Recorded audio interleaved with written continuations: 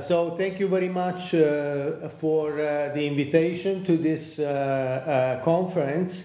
I'm very honored to make this presentation, and I'm sorry for not being there. I've been in Mexico sometimes ago, I mean many years ago, and I sometimes come there for conferences and so on. So I always happy to come to Mexico, but this time was unfortunately not possible.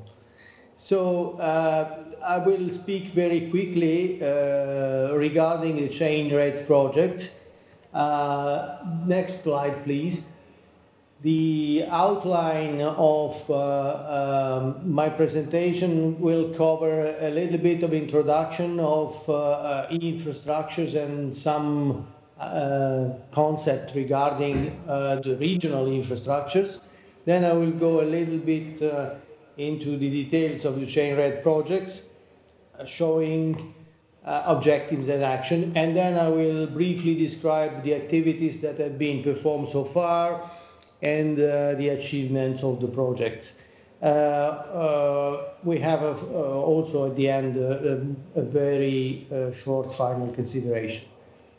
So next slide, please. The main phases of infrastructure are essentially due to the fact that normally when we speak of infrastructures, we combine several kinds of infrastructures such as the high-speed networks for data exchange, the high-performance computing systems for high-demanding applications.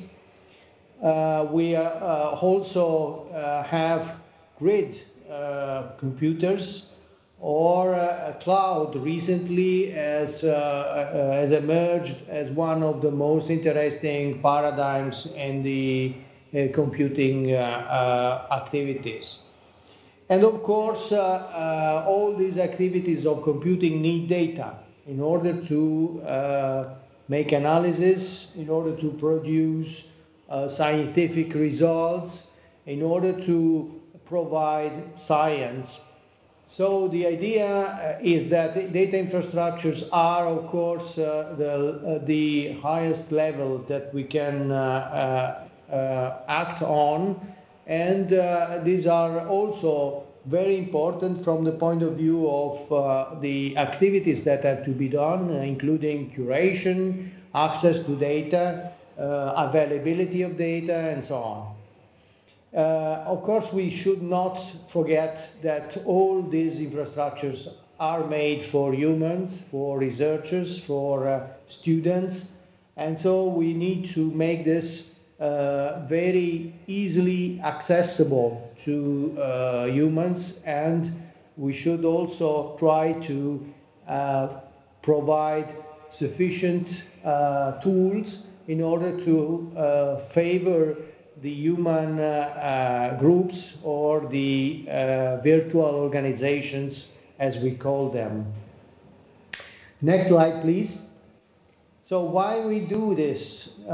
Next. We have essentially big experiments which need big collaboration, and they want to collaborate without the necessity to being in the laboratory. So infrastructure support the spread, the geographical spread of large collaborations and large communities. Next, please. So the opportunity offered by infrastructures like grids and networks is that researchers in every country can participate to these high quality research without the necessity to travel. And this reduces the disparity between countries and between advanced countries and developing countries and so on. Next, please. Finally, we saw that the infrastructure are promoting essentially the scientific activities, the technical developments of countries. So indeed they contribute not only to the development of countries, but also they contribute also to fight digital divide and brain drain. Next, please. So in the last 10 years or more, there have been a lot of initiatives for the development and deployment of e-infrastructures and grid infrastructures, particularly around the world. And the European Commission has funded several of them. Here in this picture, you see many of those. And the ones which are in light blue are projects which have been co-funded by the European Commission. And of course, there is also the big initiative, EGI, which is the European grid infrastructure at the center of these activities. So next, please. The idea is that we try to coordinate and try to harmonize these infrastructures which have been developed in order to have them cooperate at worldwide level to allow researchers in all the different continents to collaborate easily and to try to empower the research activities with very powerful infrastructures that are made available in the different regions of the world. Next, please. So Chainreds is a coordination and the support activity of the 7th framework program of the European Commission. It has been funded by the Commission and it started on the 1st of December 2012 and will have a duration of 30 months. So we are about to finish the first year of activity and we will have the first review early next year. Next, please. The partners have been selected by the project among those which have already got experience in e-infrastructures in Europe and in other regions of the world. So you see that there are regional networks like UbuntuNet in Africa, like Clara in Latin America, and there are organizations like HIAP, the Institute of Energy Physics in China, which represents the Chinese Academy of Science. We have HASREN, which is a network of the Arab states. And we have Sigma Orionis in France and CDAC in India. So we cover not only Europe, but also essentially all the continents. Next, please.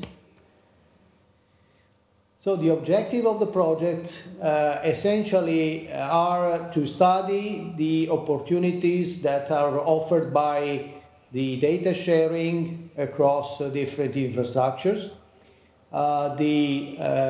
promote the trust building towards open scientific data infrastructure, which is one of the most important activities that we would like to put in evidence. We want also to demonstrate the possibility of cooperation in scientific data, and we would also like to provide guidance and recommendation for roadmaps and the long-term collaboration of infrastructures in different regions of the world. Next, please. So in order to do that, we have several action lines. One is related to the distributed computing infrastructure. So we will provide support for distributed computing infrastructures roadmap and intercontinental collaboration. We also would like to support regional operation centers which support the activities of these infrastructures at regional level and support the interoperation of these infrastructures with other regions. And specifically, there are activities of this kind in Latin America with the activities of ROC LA and the Gisela activities that have been done in the last years. We also want to make another step forward, including clouds, and try to coordinate and suggest developments for clouds which are very well suited for research and education activities in all the regions of the world. Next, please. As already mentioned, data infrastructures and data repositories are also important in our activity. We are extending the chain knowledge base with information coming from data infrastructures, and we will support the study on how to integrate this information and try to interconnect these data infrastructure among themselves. We are also promoting the usage of Science Gateway because we think that this is one of the possibilities that could ease the use of infrastructures for researchers and for students and education. And in order to facilitate the access of researchers and users to the infrastructures, we are promoting the creation of Identity Federation, which can ease the process of authenticating users in the different services that are running on top of these infrastructures. Next slide. So here you see a picture coming out from our website of our knowledge base. Clicking on the countries, you can have information regarding the infrastructure available in that country. So you know which is the regional network to which this country is connected to. Then you have information on the national research and education network in a country. If there are certification authorities which can deliver digital certificate to people and so on. So information which is interesting for those people who want to know how to join infrastructure and how to use them, and so which are the organizations that are providing the resources and the activities. Next slide, please. So we have extended the existing knowledge base, including new tables, new pictures, where we are representing the repositories of data. In this picture, you see the repositories all over the world which have open access documents. The red markers refer to the information which has been harvested from other projects like Driver, OpenAir, and OpenDoor. Yellow markers are the new repositories which have been added by our project. Some of them have been discovered in the early days of our activities, thanks to the collaboration with our partners in different regions of the world. For example, in Latin America, we discovered the La Referencia activities, which was very interesting for us, and so the repositories are included in this map. Next slide, please. The Science Gateway model has been evolved in order to use not only grid infrastructures, but also high-performance computing clusters, clouds, and we have now the possibility to include specific clouds for virtual research communities, which can be orchestrated across different kind of cloud middleware. So using standards like OCCI, a virtual organization can build a cloud in which the physical machines are belonging to different organizations which use different cloud software. And very interesting point, the access to this is made easy by the possibility of using federated identity. Next slide, please. We are also very focused on the cloud computing for research and education, because we think that research and education have specific requirements, and there are things which have to be taken into consideration. First of all, from the financial point of view, the public institutions are frequently managing projects, and the projects are driving the funding. So it is difficult for them sometimes to fund long-term contracts with commercial cloud providers. What happens if you have a gap between two projects? Who pays for the resources that you have requested to the cloud providers?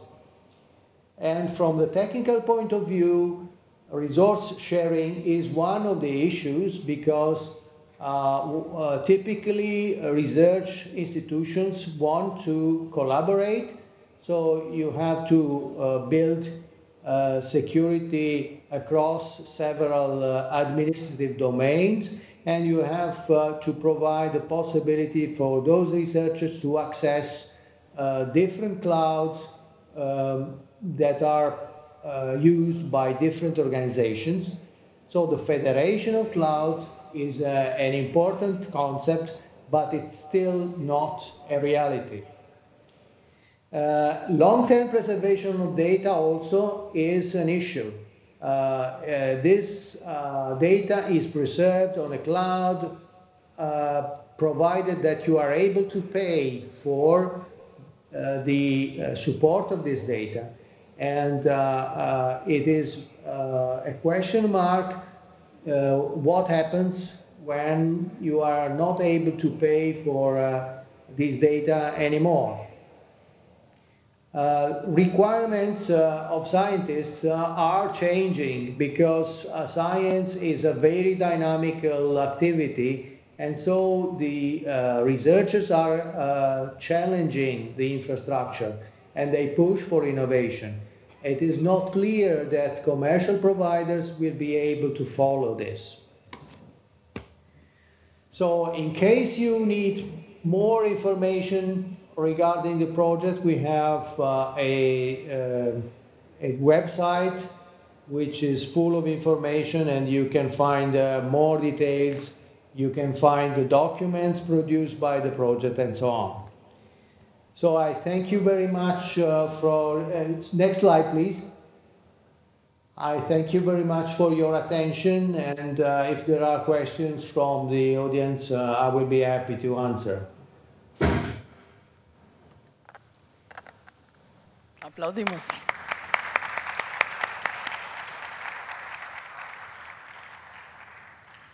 Muchas gracias, Federico. Sabemos que allá ya es muy tarde, son más de las 11 de la noche. Te apreciamos mucho más el que nos hayas dado tu tiempo.